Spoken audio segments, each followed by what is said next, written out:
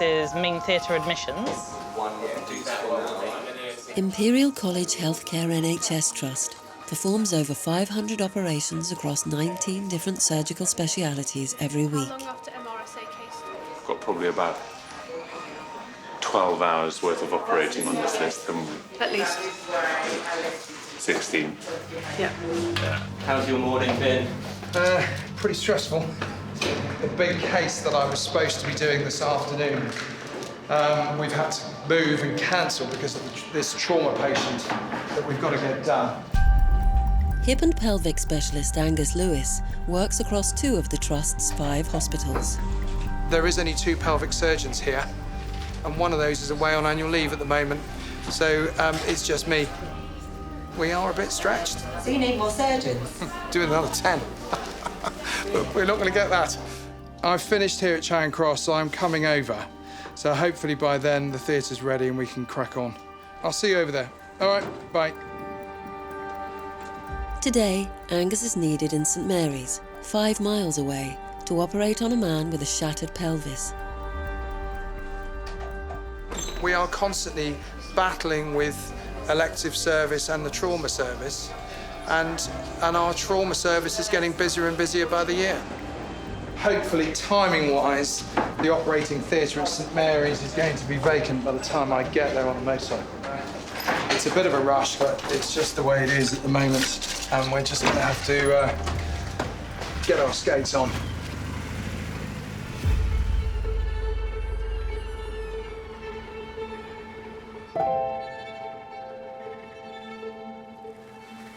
It was a rough night.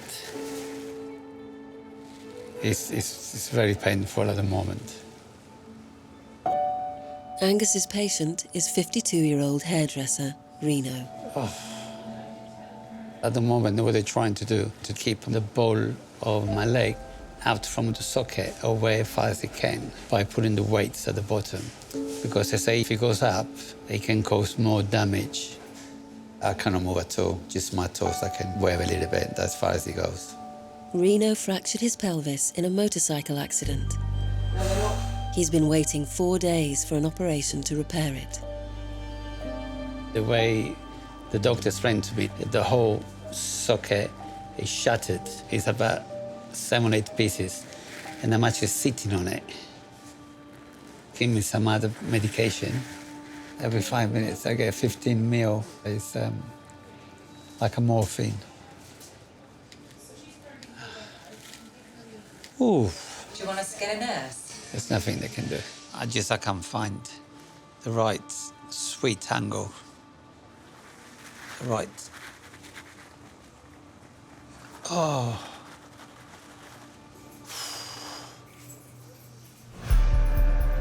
To make time for Reno's surgery, Angus has cancelled another patient's pre-planned hip operation. This is a very bad injury.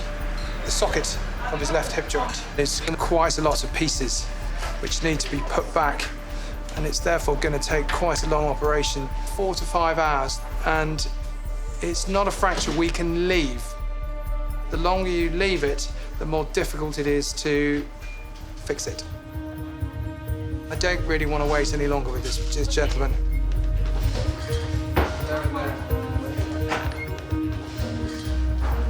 How long are they going to be?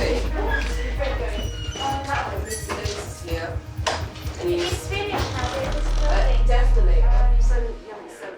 The problem we've got is the case that was meant to finish hasn't finished yet.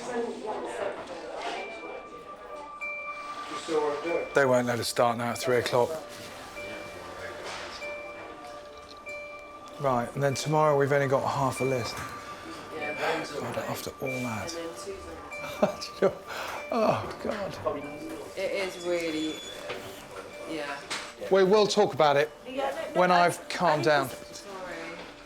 It's none of your fault. Yeah, but you just literally cancelled your whole elective list in Charing Cross. It's not your fault. I'm just pissed off because I've now got to find another slot for this guy. The consultant who was doing this operation, was trying to get me into theatre on time, and unfortunately we failed.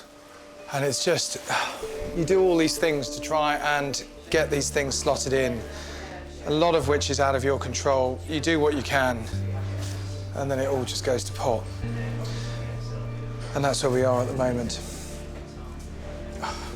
OK, I'm going to have to go and tell him. I don't know, can you, if you speak to Ian and just say, look, there's another 2 hours left on this list. If we can get something done. Yeah. We've now pushed aside an elective case, which when you look back on hindsight, you wish you hadn't. And then you end up doing nothing. I hate doing this. It doesn't get any easier. Hello.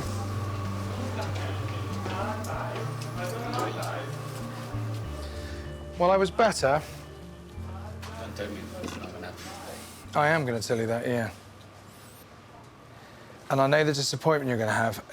I have just tried to shift mountains today to try and get you done, and I've failed. And I'm sorry. The case that was in that theatre has gone on longer than the surgeon expected, which is not his fault either. But it has run-on effects on what we need to do. And I'm really sorry. It's very frustrating. Now, Friday is the next slot. I have you top of the list. I'm not having this again. All right. I'm sorry. OK. I'll be in touch. Reno is one of more than 300 patients at St Mary's who've had their orthopaedic surgery delayed in the past year. Be frustrated. And I do feel for the doctor because he was more frustrated than me. All the surgeons, they've got their hands tied up. It's not their fault. It's really the system. It's not their fault.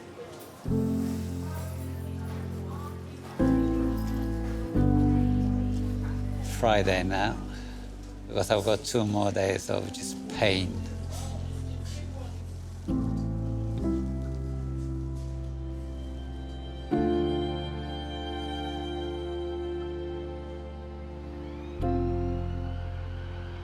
Welcome to the conference centre. Good morning, everyone. So, St Mary's went out on red this morning. It's the job of Site Director Leslie Powells and her team to make sure there's enough beds at St Mary's for its patients. Unplaced electives, this is a little bit of a movable feast this morning, and we're on hold at the moment for anything except for day cases and inpatients in the correct beds. An elective patient is a planned patient, so it's a patient who knows they're coming into hospital for surgery. Gynecologists got 6 after we placed electives. The first thing that happens when we have bed pressures is we review our electives. And what we tend to do is prioritise then our urgent electives, so our electives who need cancer surgery, and patients who've been waiting considerable lengths of time. So this morning we have got only 2 beds in the hospital. So all electives, I was about to ring theatres, are going to go on hold for the time being. I'm trying to be hopeful, but I have a feeling they probably will be cancelled.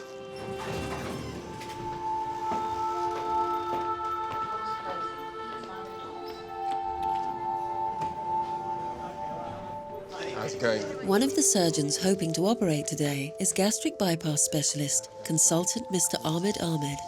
Oh, Rona, hi, how are you? Do we know what the bed status is? I've spoken to Fendi and I've explained to her that we need 2 beds for the bypasses. Yeah. I mean, and you're telling me that at the moment we have 1 bed? I don't have any bed at the moment. No beds. Level 1, so... 41-year-old Daniel is one of 5 patients today on Mr. Ahmed's list. There's a little bit of me in the back of my mind which is anxious, but fingers crossed we got a bed and we can get this done. If I can go through another being sent away and having to wait for another appointment again. Daniel has been waiting 1.5 years for his weight loss surgery. I am 27 stone and I have a BMI of just short of 50. Family history has not been great, so all our parents are no longer with us, so they've all passed away through one ill health or another. So if I can sort of increase my chances of a longer life and a healthier life, it's got to be good. I don't want to be another statistic where sort of my girls are sort of growing up without their dad. I don't want them to be saying goodbye to me at 45. Daniel's surgery is scheduled to take place in St Mary's £10 million Surgical Innovation Centre. It has its own dedicated weight loss operating theatre and oversized beds for clinically obese patients. Hi, Mandy, how are you? Do you have any questions about it? When St Mary's is close to capacity, the weight loss beds are regularly redeployed to higher priority patients from across the hospital. Where does bariatric surgery kind of sit in the pecking order at St Mary's in terms of who gets cancelled? Well, unfortunately, it's low down on the priority list. It's often our patients that get cancelled because there's a lack of beds. The beds will first go to patients that are coming in through accident emergency, and then lastly it'll be elective surgery like bariatric surgery and other specialties as well. I mean, I don't want to say that mine is the only one that's suffering this problem. Any kind of elective non-cancer surgery, gets hit. When the centre opened in 2012, Mr Ahmed and his team performed 750 operations. Last year, they completed just 150. If you look at the number of patients who meet our national NHS criteria for bariatric surgery, we should be doing about 1.5 million operations a year in this whole country. But I can tell you last year, we probably only did about 9,000. The last time it got cancelled was one of the most difficult days that I've had in quite a long time. We have this endless number of patients that's building up that don't get their surgery because there's actually no beds in the hospital.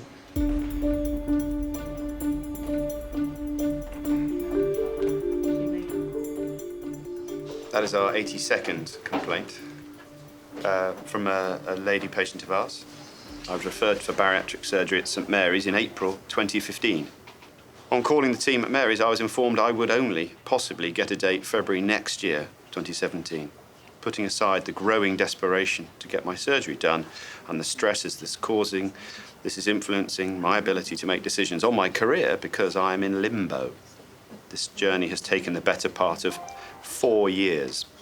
Can you please help? The waiting list for bariatric surgery is one of the longest in the Trust. I think generally there's a feeling that we're victimising them and not giving them, we're withholding surgery. And what I try to get across is that it's not personal, but that there is, I think there is a stigmatisation against obesity, and that's part of the problem, that we're not prioritising these operations. Because in general, there's a perception that obesity is not as big a problem or somehow a lifestyle problem that people have caused themselves. It's sad to say, but we get a fair amount of complaints, and there is a common theme, which is basically that people who struggle with this disease have to wait so long to get treatment. How many patients do we have tomorrow coming for surgery? I think there's 4. All right. So the 28-day cancellations? Fourth time? Yes. Oh, yeah. The other 2 are their third time coming in. Third time coming in. So it's 2 3-time cancellations and a 4th time cancellation. So that's 10 cancellations on the list tomorrow already happened previously. Unbelievable. All right.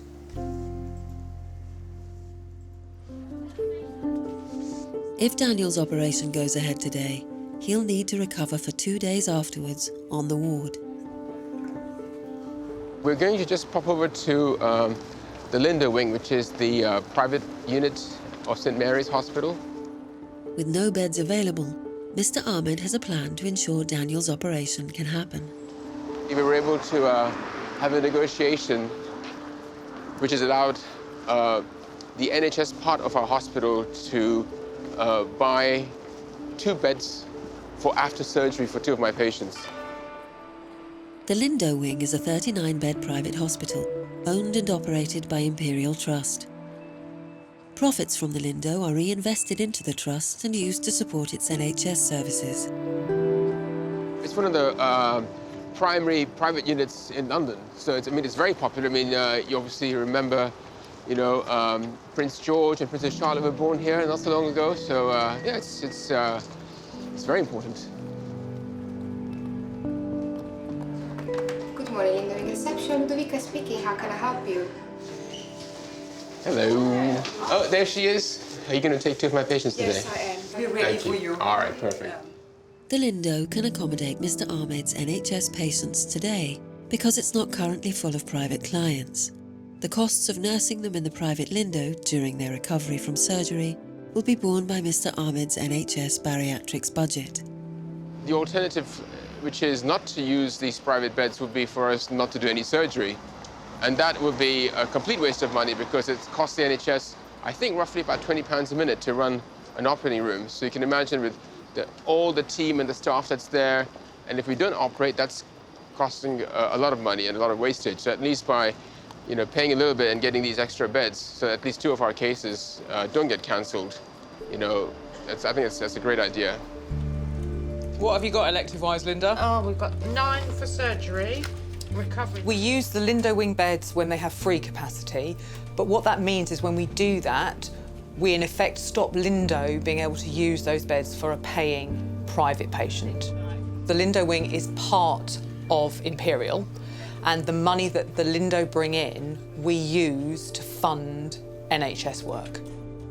For me, if we've got an empty bed anywhere on this site, I will make sure that we use it, because it's really important to get our patients treated, irrespective of how the money for that bed comes in.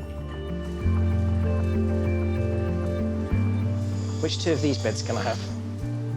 Colorectal surgeon George Rees is also scheduled to operate this morning. Hi, morning. So there's 2 patients on my list today, 2 ladies, who should have been booked for HDU, I think. Are you likely to have any discharges, do you know? They haven't done the round yet, but... Okay. Well, we'll wait. Before he can start, Mr. Rees needs to find an HDU or high dependency unit bed for his patient, 84-year-old Betty. Were you up very early? Yes. Crack of doom. Betty was diagnosed with bowel cancer a month ago. She's accompanied by her 2 sons. I think the worst thing is not hearing the news yourself, but telling your relatives and those close to you. I can't quite believe that that I've actually got it. It doesn't seem possible. I don't know. You expect to have some feeling that there's that beast in you, but there's apart from having an occasional pain, there's nothing extraordinary about it. Quite tough. Are you quite brave? Were you? No, I'm a registered coward. But pull the plug if I'm going to be. Yeah, as long as they're not filming, I'll do that. Yeah.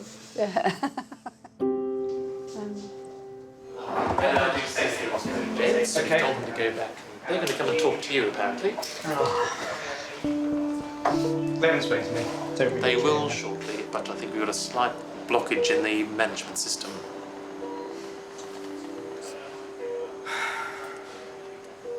We're going to do a day case whilst we find out if we're going to be allowed to do any operating at all today, because the bed situation is worse than we had first thought, and we may not even get a bed for our cancer case, apparently.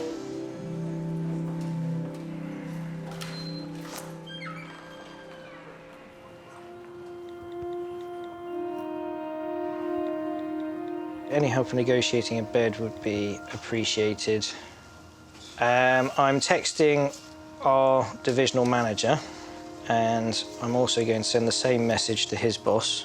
Just really for some leverage. Everyone's doing what they can, but I don't like being in the dark, because things were so bad for such a long time that all of the previous ways we had of negotiating beds have been exhausted, and there isn't a way anymore. It's the site manager says there's a bed, or they don't, and then there isn't.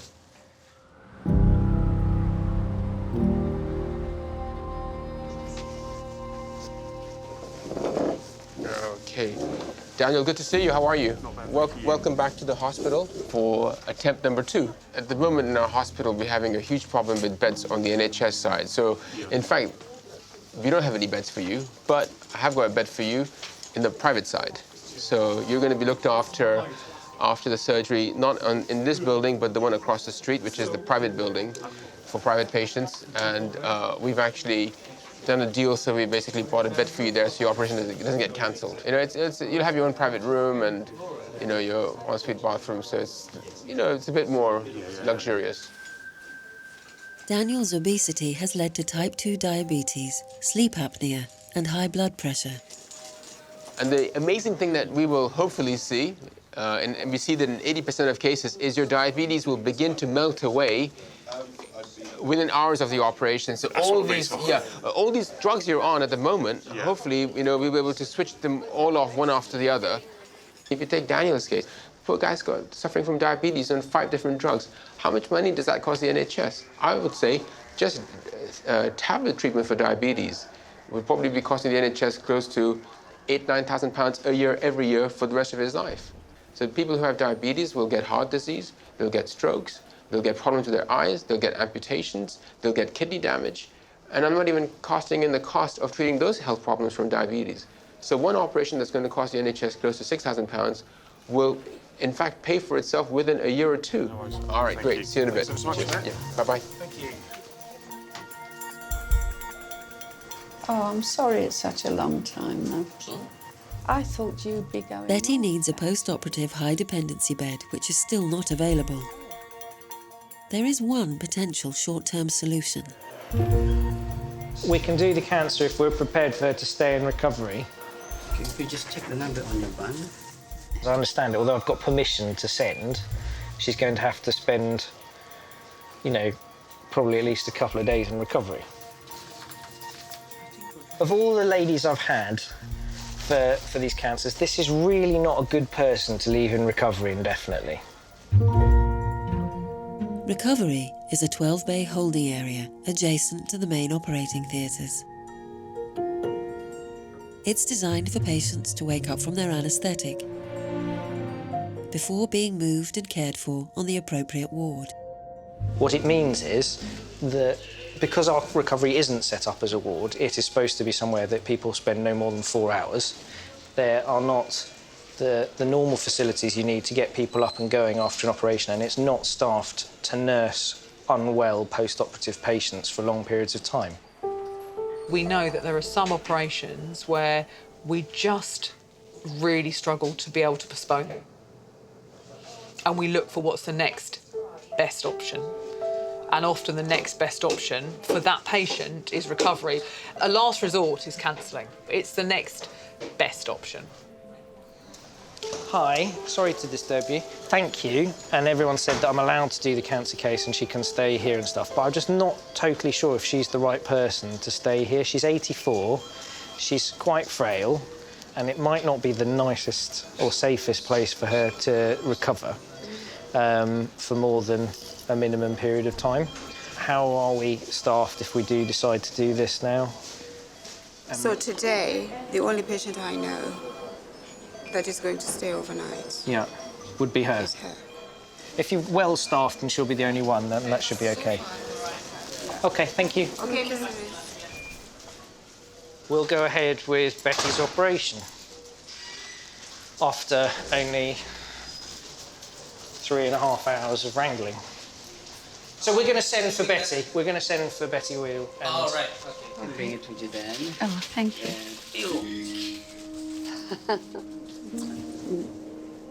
See you this long. Yeah. Bye for now. Thank you. Hiya, sorry about the delay.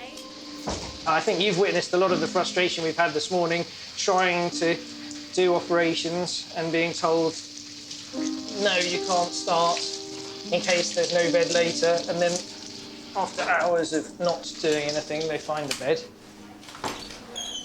Bowel cancer is the 4th most common cancer in the UK, with over 100 new diagnoses each day.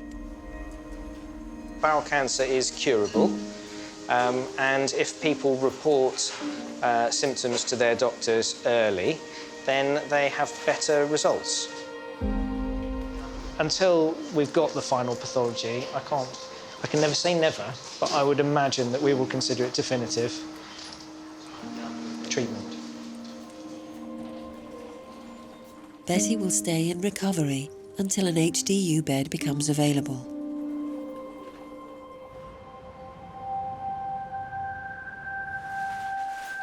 After 18 months of waiting, Daniel is having his gastric bypass surgery.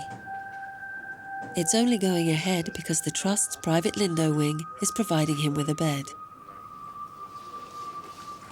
This is the first time we've done this. I mean, is it a long-term solution? I don't know. I mean, you know, that's something that we'll have to ask our managers. How long can they carry on, you know, funding these private beds? It's hard to know. But, you know, it's one way to you know, get through the work and make sure our patients get the surgery that they need so much. Mr. Ahmed will use keyhole surgery to reduce the size of Daniel's stomach by 80%. So this is the size of his new stomach, his neo stomach, and we're joining on the lower bowel. So this is the small intestine being pulled up. So his initial weight loss will come all internally. All this fat that we see here will melt away in the next few weeks. Start to go very, very quickly for him. The surgery, it returns life expectancy back to normal. It reduces the risk of getting cancer by about 40%. People who were previously perhaps not working on unemployment benefit will hopefully, after losing weight and getting their health back, will go back to work. So I can't think of any other surgery that's as beneficial both to the individual and to society. Daniel's operation is completed. He'll spend 2 nights recovering in St. Mary's private Lindo wing.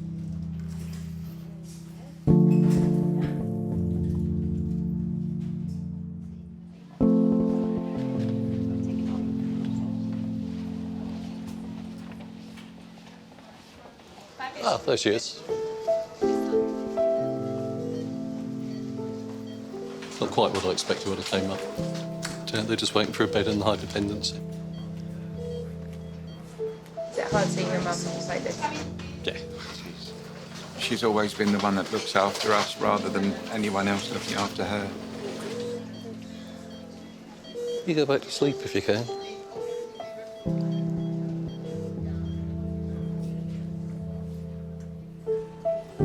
After 7 hours in recovery, a bed becomes available for Betty in the high dependency unit.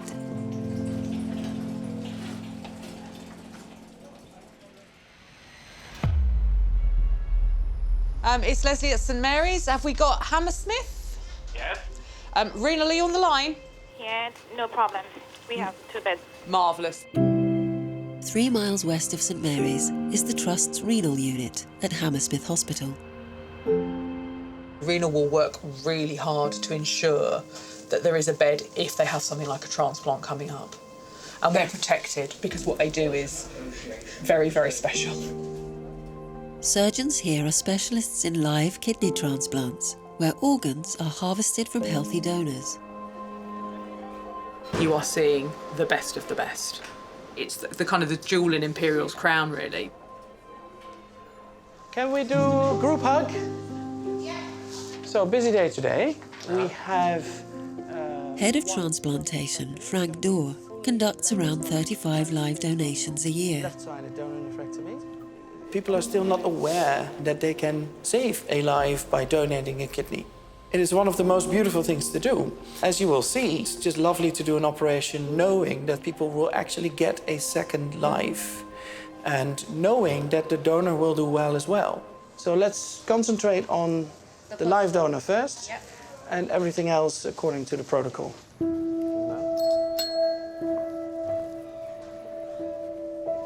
Hi. I'm fine. How are you? Yeah, I'm right. Good. How are you? 31-year-old Jen, a mother of 2, is donating one of her kidneys to save her husband's life. In my mind, it's very black and white to give my kidney away. Perfect. For me, it's not a selfless thing that I'm doing. We are ready. My husband gets his life back. My kids get their father back. Jen's husband Elliot has a rare autoimmune disease, which has left him with just 5% kidney function. I had kidney failure and I had to go straight onto dialysis. He is kept alive by regular 4-hour dialysis sessions. The last 8 months have been pretty tough, you know, not being able to work full time and going to dialysis 3 times a week. We've got a young family and we've got kids, and we explained to them that everybody has 2 kidneys and both of Daddy's kidneys weren't working and that he needed a new one. At Imperial, without a live donor, kidney patients typically wait 3 to 5 years for an organ to become available from the deceased donor list. There's great studies that show that overall, 50% of dialysis patients don't survive 5 years. So this is very serious, and a kidney transplant can prolong life with decades. Forget about the whole circus and focus on each other, and we will take care of the rest. Okay. Yeah? Excellent. See you around. See you later. Bye-bye. I knew I wanted to be a donor. There was never a second of doubt in my mind. This is something I wanted to do. We're both going to have an operation on the same day.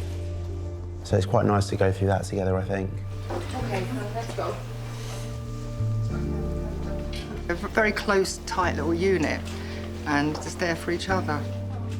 It's not like Elliot would have said to her, "Will you do this for me?" It was just right away, right, I will give you my kidney, as anyone that you love would do. Where's my dad? Okay, I love you. Have a good sleep. Bye then. Be good. I didn't listen your way. Love you. I'll come with you. Take this now.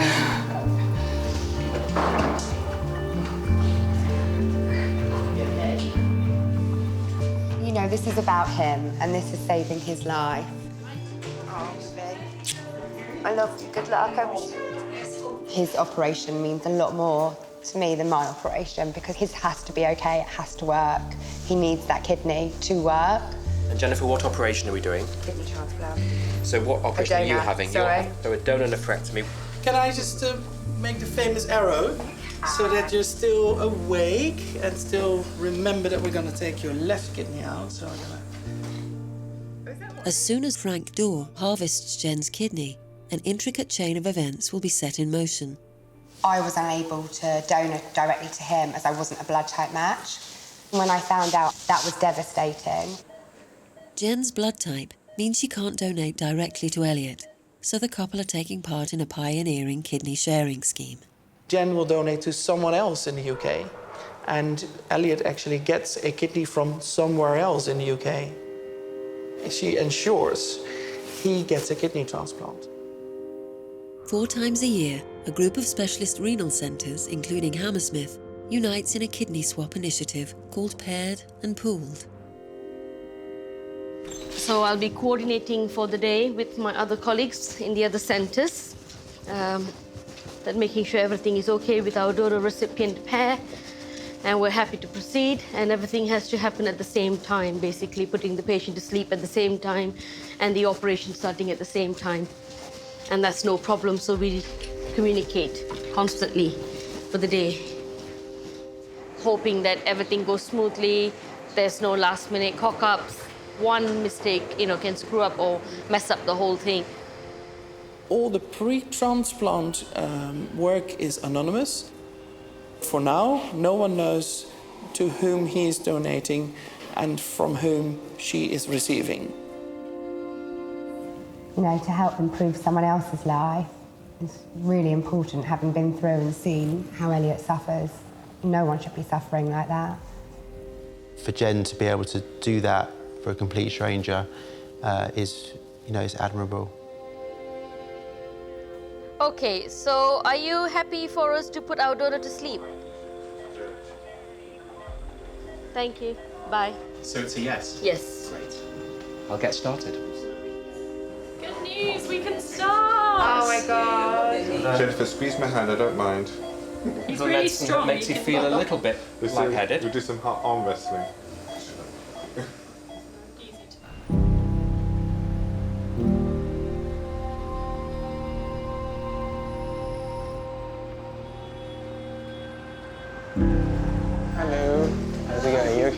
Do you know which room my patients are in? Weight loss patient Daniel is recovering from yesterday's operation to reduce the size of his stomach. Right, there he is. How are you? Not bad, thank you. Good to see you. How about the drinks? Are they going down okay? I've had sort of like a small mouthful, and I think on one occasion it actually felt like it was too much. So this feeling of fullness you're getting, that's part of a, consequence of the surgery we did. When was the last meal you ate before the surgery? Was it on Sunday night? It was Sunday night, and it was around, finished about 6:30. Do you feel hungry today? Not particularly. No. So isn't that amazing? We went through all of Sunday night, all of Monday yesterday, and then nothing to eat, and then until now, all you've been having is a bit of, water, a bit of soup. Yeah. So for most of us, we'd be famished right now. But the amazing thing is that you don't feel hungry, and that's the effects of the surgery. Yeah, yeah. Okay. Definitely. Thank you. Take care. Bye bye. Cheers. Thank you. Is this the new way forward for bariatric surgery? What, bring them in the private sector? Actually, I didn't ask Daniel what he thought of the ward, but he seems pretty happy. Well, we'll see. I mean, at the moment, we have no beds on the NHS, and this is one practical solution so that my surgeons can do their work and we don't get any or minimize the cancellations.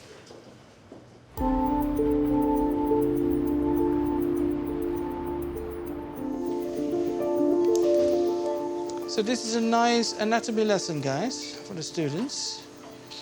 And of course, what you see is a bit magnified. Transplant surgeon Frank Dorr is about to remove Jen's healthy kidney as part of a unique kidney swap scheme. If we zoom in there, Sam, this is the kidney, still covered, but you can see the shape of a kidney bean. That's why it's a kidney bean. And it's a beautiful, beautiful kidney that we see. And of course, it makes it beautiful because we know that it's gonna save Elliot's life. So I'm just going to expose the kidney. It's an operation with finesse. And that's what's necessary. There is a small risk. There is no operation without any risk. The risk of dying is reported to be 1 in 3,000. If something goes wrong, obviously, and I can't stress it enough, this is a person that doesn't need this operation, and basically we only can do things wrong because she's perfect now, in good health. I'm gonna make a few small incisions in her that's gonna change her body forever. And of course, she is taking some risks by having a vital organ removed. So the kidney is almost free. Is the stapler ready? Please, just let me think a second. Staplers did not fire, and we have a thing there. Can we please all be quiet? Sam, if you hold this.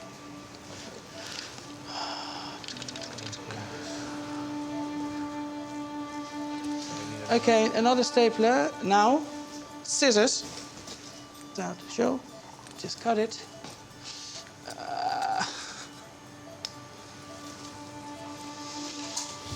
Okay, kidney back. Nothing wrong with the kidney, and nothing wrong with Jen, which is, of course, most important. Okay. It's like delivering a newborn baby. That's how I see it. This kidney's coming out, and we look at it and think, wow, this is so brilliant. Science has evolved, and eventually this is going to save someone's life and give them a good quality of life. So it's all exciting now. Okay, lights on. It's a beautiful kidney, and it's gonna change someone's life in another center. So that is a good feeling. Let's cut that. Jen's healthy kidney is one of many that have been harvested simultaneously across the country.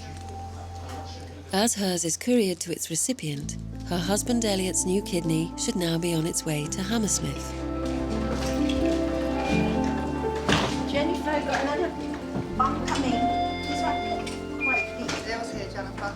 I'm so proud of her as a mother. I just think what she's doing is just incredible.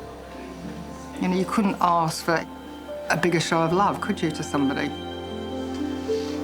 Stay asleep. You just saved someone's life. So it's gone to a very good place. Love you. Nearly there. With one down, one to go. Go back to sleep, rest. Yeah. What's it like to see kind of your daughter-in-law give away a kidney for your son? It's going to cost him a lot of Chanel handbags, for sure. Your eyelashes look good.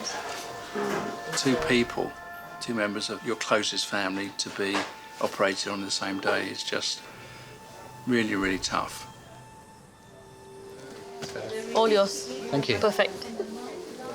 Elliot's new kidney arrives from its anonymous donor. If the transplant is a success, he will be able to come off dialysis immediately.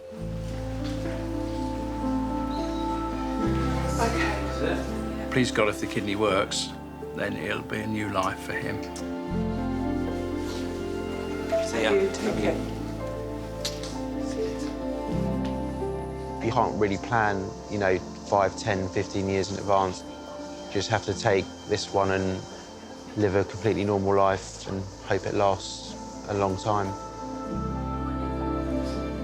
Elliot's operation will be performed by Imperial's head of renal surgery, Vasilios Papalois. The kidney looks beautiful, actually. It's very nicely procured. The structures, the anatomical structures have been protected. So this is a very good start.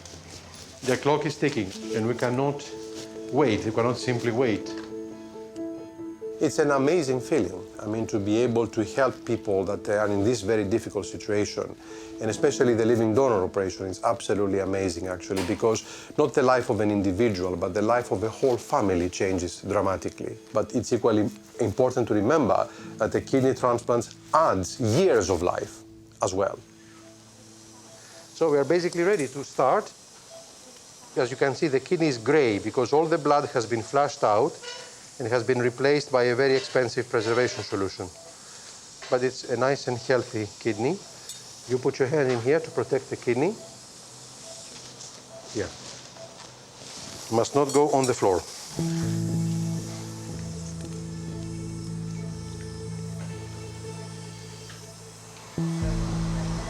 Quite soon we're going to be coming up to a fairly crucial part of the operation, is when we take off the clamps on the vessels which supply the transplanted kidney, and the transplanted kidney will fill up with blood. It's a miracle, and it's happening in front of your eyes, and it's something that was practically dead, an organ in an ice box without blood, and it's coming back to life. You can see the ureter start making urine. See that? It's urine. It's already working. That's the transplant section. It looks good, actually. Nice and pink, and both arteries are buzzing, which is excellent news. But thank God it went very well. Very pleased.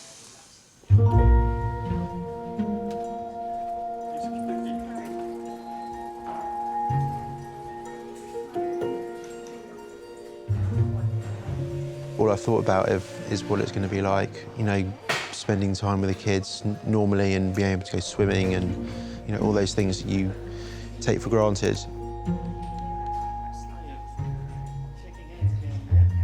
Elliot will be monitored closely over the next few days to make sure his body doesn't reject the donor kidney.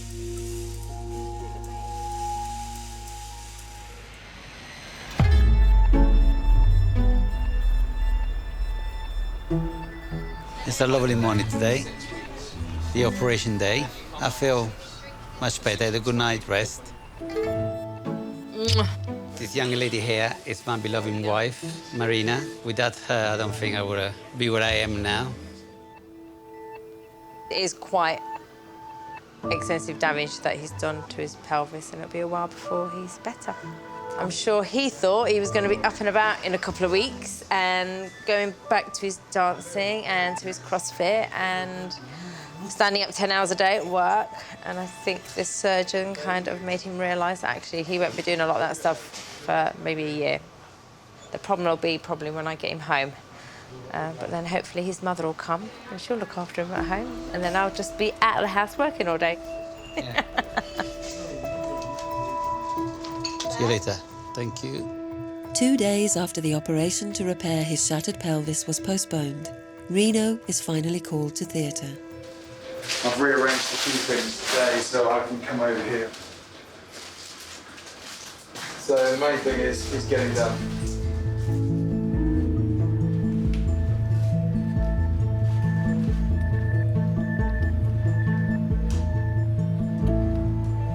This is a very bad injury.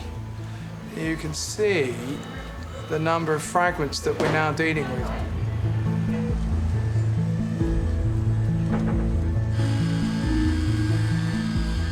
There is one assistant who's pulling on the leg, which is actually one of the most important jobs.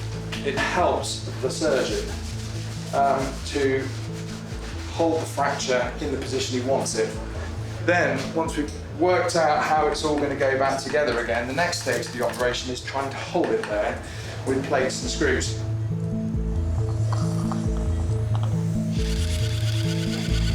There we go. Hand screwdriver, please. That's fantastic. That looks great. So it's reconstituted his socket, which was just, I mean, it was just in pieces earlier. We're now going to close up, and we're done. So, you know, this guy's got his operation. Brilliant.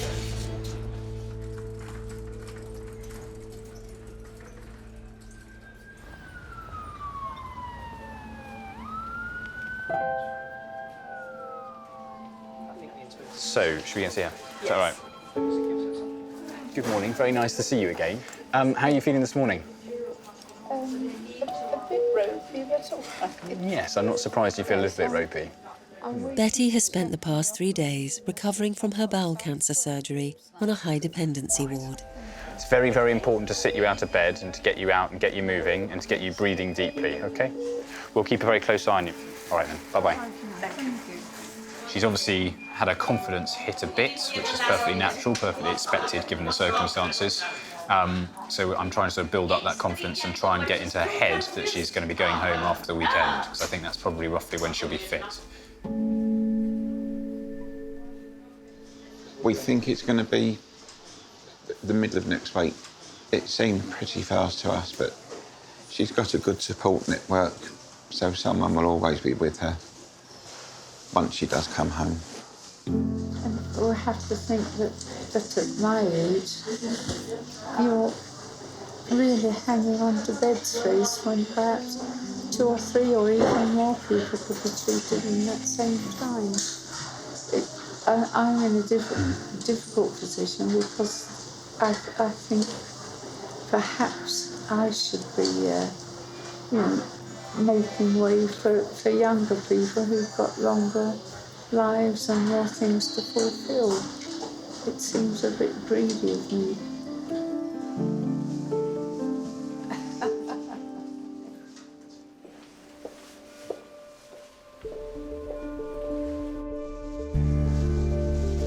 Good morning, Jen.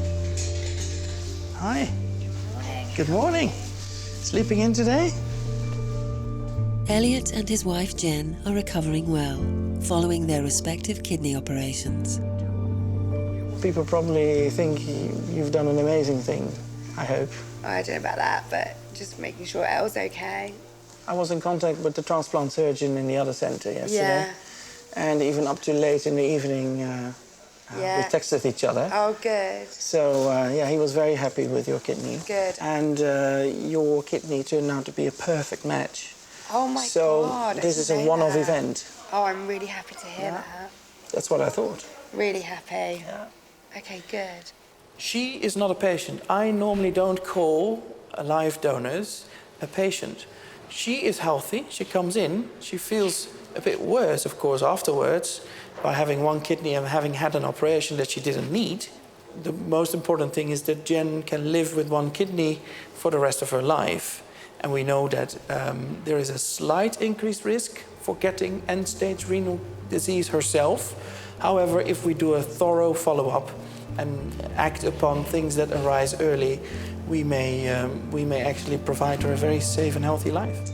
Bye-bye, Jen. See you very soon. Last year, there were over 1,000 living kidney donations in the UK. Frank Dorr wants live donors like Jen to be able to go to the top of the transplant waiting list should they themselves experience kidney failure in the future. So, thanks to be able to present on an issue related to live kidney donation. This is more a general ethical issue or dilemma that I'm facing actually every day. He brings the issue to Imperial's Ethics Committee. Consisting of staff volunteers and members of the public, It meets once a month to review and debate the moral and ethical implications of the Trust's work.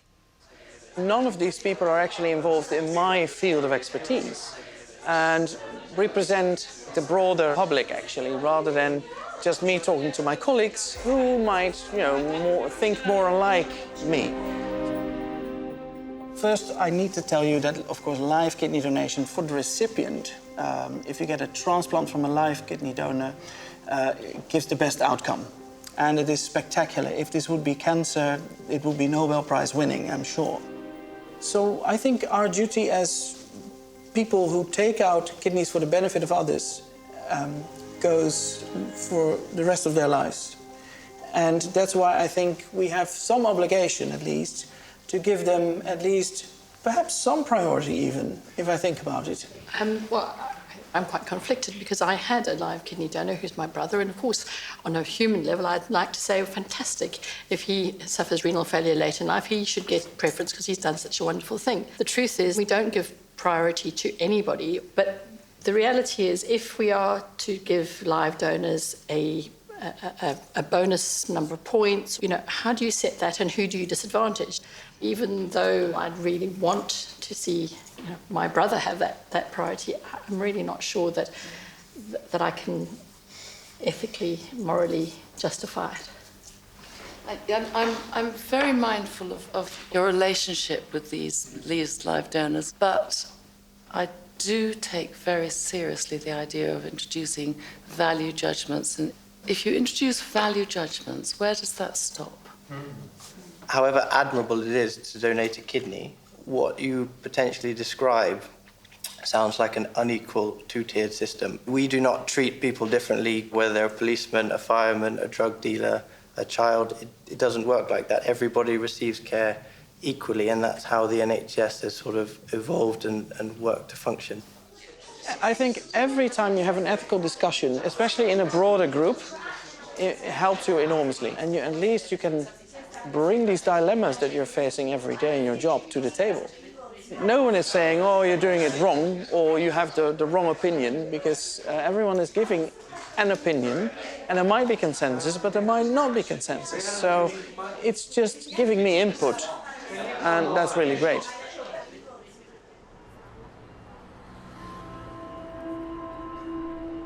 I've never come down this way until the morning of the operation.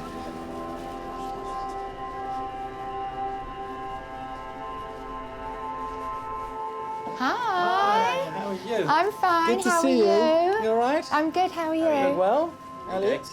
The day I came out of hospital, felt like the world had lifted off our shoulders instantly. So you look well, but how do you feel? I feel well. Feel really good. Would you do it again? Yes, I would. Unfortunately, we can't, right? No. Thank God for that.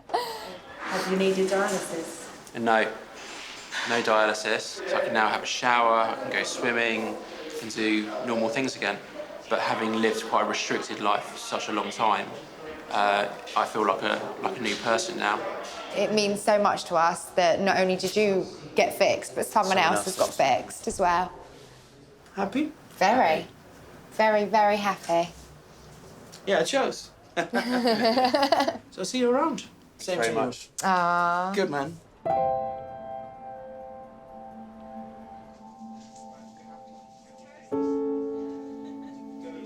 Hi, Betty. How are you? Hello. How are you feeling? Not too bad, thank you. 11 days after her operation, Betty is well enough to go home. We just wanted a chat about your results, which we got back. Oh, good. It's not as dramatic as it might feel at the moment. It's all good news. The general consensus is that you don't need any more treatment. It's all done. Fantastic. Okay. For your good work, thank you. It's a pleasure. So, in actual fact, we probably don't need to follow up the cancer at all. Oh. It's probably gone. Yes. We're very pleased. Hopefully you are too. I am very, very pleased. What can I say but thank you? It's a pleasure. It's a pleasure. Think of anything else. No, you don't need to thank me at all. It's my pleasure. I'll see you soon. I'll see you in 4 weeks.